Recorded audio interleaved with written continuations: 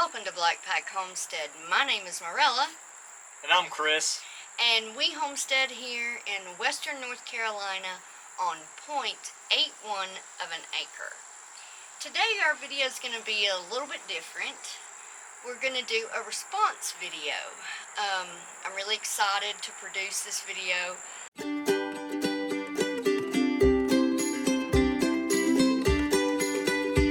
This response video is in response to art&bri's 14 homesteading ideas you can do without land. How many do we have in place? We love art&bri. We met them at the Great American Farm Tour back in 2018, and they introduced us to the folks that we went to our first rabbit harvest, which is the Waxes, and they have a channel they haven't posted in a while over at Wax Acres. So we're taking a test, y'all. We're gonna take the test here and see how we do. Yep, so that's basically what this video is, our response to how many of these 14 ideas do we have in place right now. So, Chris, take it away. Alright, well, first on the list was micro hydroponics.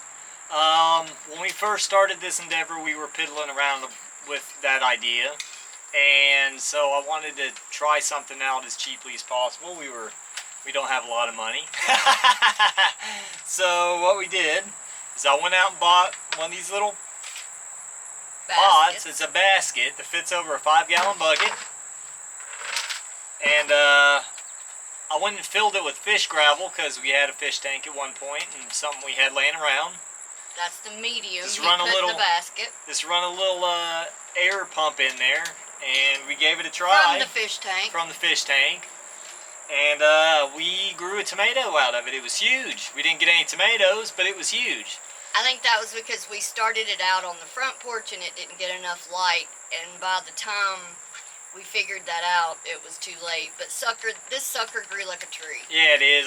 When we pulled it up or watered it, you could see all the roots filled this whole bucket up. It was ridiculous.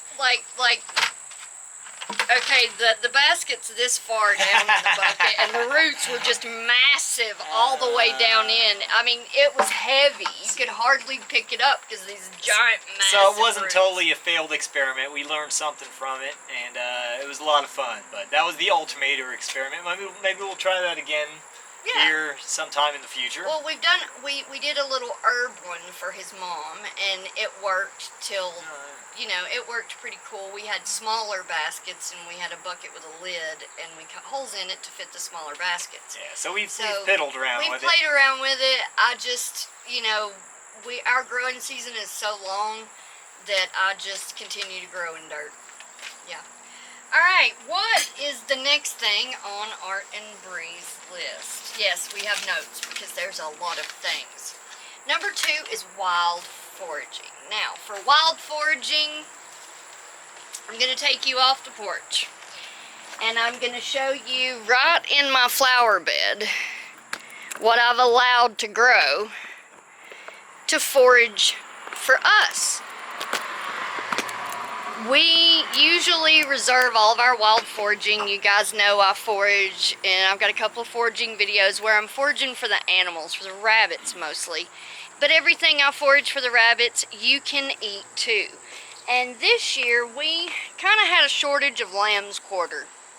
We usually have tons of lamb's quarter, and so one sprouted up under a hosta, and I've let it grow. And I'm about ready to harvest it, actually probably today, because it's fixing to go to seed. And this is lamb's quarter. It tastes very much like spinach, and it grows wild in a lot of very barren areas. And you find it in fields, on the sides of roads. You might even have it in your yard. But that is lamb's quarter. And my plan for this particular lamb's quarter is to dry it and put it in our mixed greens blend, which will be our first endeavor in eating our homegrown wild edibles. I also have a dandelion that's buried by everything else that's growing right now that I've allowed to grow this year. And this is my dandelion plant. And it is still going. I'm going to harvest the root when we get a little later in the fall. So, why yes, the answer to that question is we wild forage. Not only do we wild forage out of the yard, if one pops up in a good spot, we leave it and let it grow.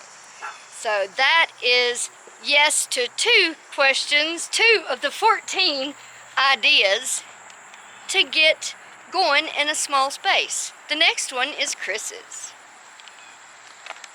Alright, well, the one we have here is our dwarf tree orchard. I'm going to let you take the camera and you go show them our dwarf trees.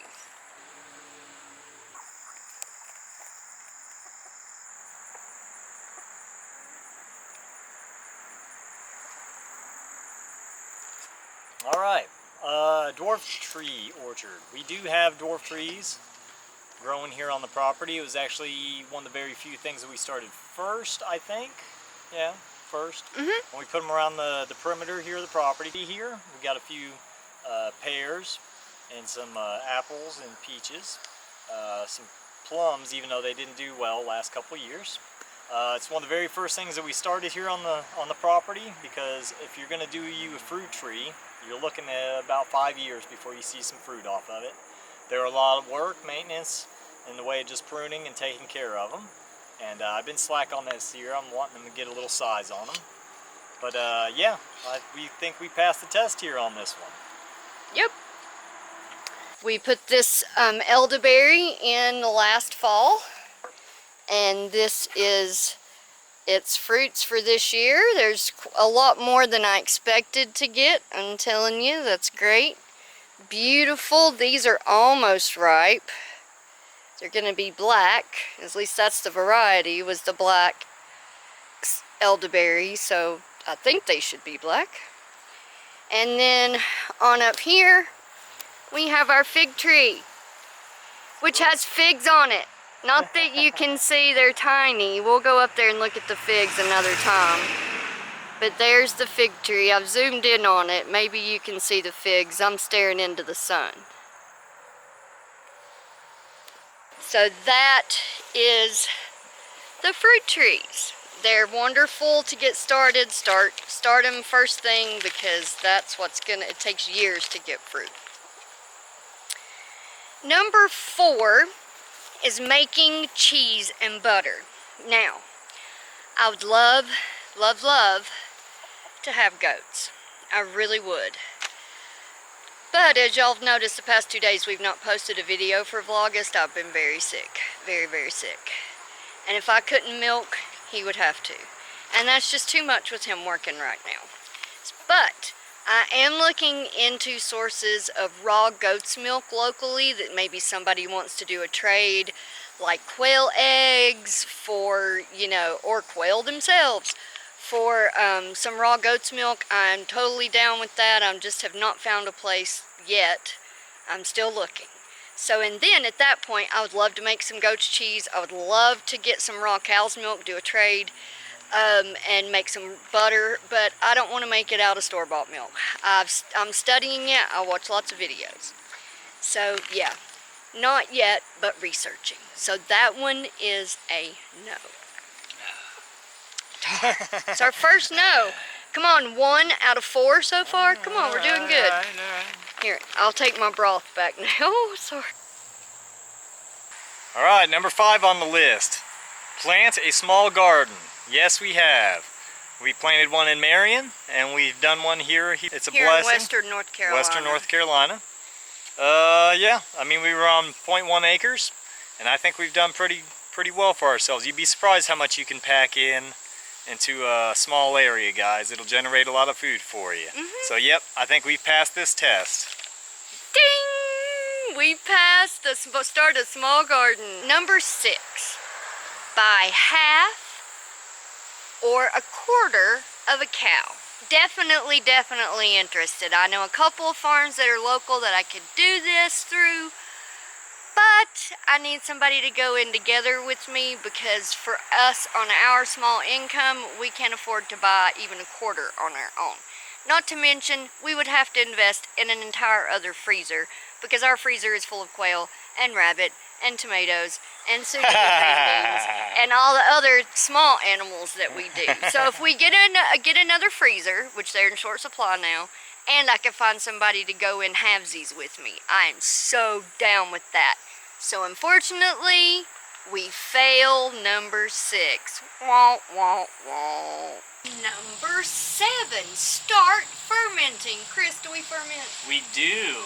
So guess what? That means a yes. If you're interested in fermenting, I'll link some of our fermenting videos up here. We also have one on sauerkraut, which is what Art did recently, and with his whole family's amazing video. Number 8 already? Yeah, 8. All right. Number 8, plants an herb garden. The answer is yes. The herbs have been a huge blessing to us. We've got them weaved around the property. We've got the herbs all weaved around the property, and we've had them there for a couple of years, and they've done very, very well. Yep. All depending on what the herb is, you know, you want to make sure you're getting it in the right spot. And if you get anything in the mint family, it'll spray, guys. So keep that in mind. Number 9, growing mushrooms. Topher would love this segment. Yeah, where's Topher when you need one, right? Growing mushrooms. We do and we don't. We don't do it intentionally, but we do have them growing around the property. We get a lot of oyster mushrooms, chicken in the woods, hen in the woods, that kind of stuff. We got some downed oaks that they really, really love. So they kind of sprout out. We do not eat them. We're just not those kind of folks. Not yet. But we do got books. We've studied on the subject. And it's just something we don't tap too much. But it's there if we need it. So, yeah. The next time the chicken of the woods blooms, I really want to investigate it further. Alright, number 10 on our list is gather organic matter. Do we gather organic matter? Well, we use a lot of the materials that come out of our rabbit area where we keep our rabbits. We used all the spent hay and poo droppings as well as grass clippings throughout whenever I mow my yard. And it's worked very well for us. It's been a very good system for us. So yeah, I guess we got that one, guys. And yeah. as well as we use the shavings, the wood shavings from our brooder. Yep. So yes, ding, we win that one. We gather organic matter. Alright, compost pile. We do not have a compost pile, but we do compost. How does that work? How does that work? Well, we slow compost everything here on the homestead. We do, like I said, all the spent hay and grass material and stuff. We tend to slow compost that. It works better for us. We don't invest the time in that. We just let it do its thing. So lay it in layers, and we lay it over a period of time. It works well for us. If you were to stick your hand in and move the dirt back, you can actually see it filtrating through the earth, and it's just a good system for us. It's what we use. So I'd have to say, yeah, we compost even though we don't have a pile. Ding. And we had a viewer ask about, was the way we garden similar to lasagna gardening? Yes, it's pretty much lasagna gardening. We like to call it sheet gardening. Sheet gardening. Alright, vertical gardening. Do we vertical garden? We do. We used to use tomato cages and stakes, but we moved on to cattle panels. They seem to be working very well for us. They're very sturdy, and they have given us years and years of Well, of use. so far, Well, 2 so far, years. 2 years, a couple years, and I'm happy with it. I'm considering putting a few more in. Yeah. So yeah, that was number 12 on our list. Is a go. We got Ding! Number 13 is mine. And Art says, get and raise chickens with a twist. Now, this twist he has is an ingenious idea. Is once you have your chickens to hatch some eggs and raise up some chicks to pullet age, which is about anywhere between 6 and 8 weeks old, because that is the hardest time of a chick's life. You tend to lose more chicks at that point, and once they're 6-8 weeks old, you're usually golden. So you can sell those pullets for anywhere from $6 to $30, depending on the breed that you choose to raise. Now, though we have never done that, we do have chickens, so I'm counting this as a yes. and we have never bought a chicken, so I'm calling that a win because we've never paid money for a chicken. We bartered and had some passed off on us. Yes, we bartered for our silkies. You know what happens when you don't pick your chicks up at the post post office? They end up in my house. That's what happens to them. They end up here at the Blackpack Homestead. So, you know, we bartered for our silkies, and we just come by our Rhode Island Reds via nobody picked the chicks up at the post office. So we've never bought a chicken. We have sold some silky eggs. We have traded quail eggs for chickens. We gave away eggs. We gave away eggs to hatch. But never sold pullets. Still calling this a yes on the 14 because we have chickens. Everything but. We did everything but raise pullets and sell them. Number 14. Alright, number 14, sneak attack gardening. I would assume this is probably the same as planting your veggies in with all your other stuff. So, you know, kind of a stealth gardening concept. And I'd have to say we do that. We leave our dandelions and chickweed and in my front flower bed, I just showed you in the wild foraging how I have wild edibles growing stealthily in my front flower bed along with other herbs. It's like covert gardening. It's nice. Still. Yeah. Stuff like you can eat snapdragons. A lot of people don't realize you can eat snapdragons. Snapdragon's a great flower to eat. Alright, so I guess this concludes this is it. This episode. So we are for the 14 homesteading ideas you can do without land. How many did we have in place? We had 11 out of 14 in place. Alright. Woo! Yeah, there you go. Yeah. So we only said no on 3, and that was the buying half a cow, making cheese and butter, and I can't remember what the third one was. I think it's on Chris's list. Yeah, it could be. But anyway, point being, we're 11 out of 14. That's pretty darn good. So we hope you enjoyed this video, enjoyed our little response to Art and Bri's awesome video, and hope you learned something. You got anything to add, baby? Alright, thank you for watching another episode. We'll see you next time here at the Blackpack Homestead. Take care. God bless. Bye-bye.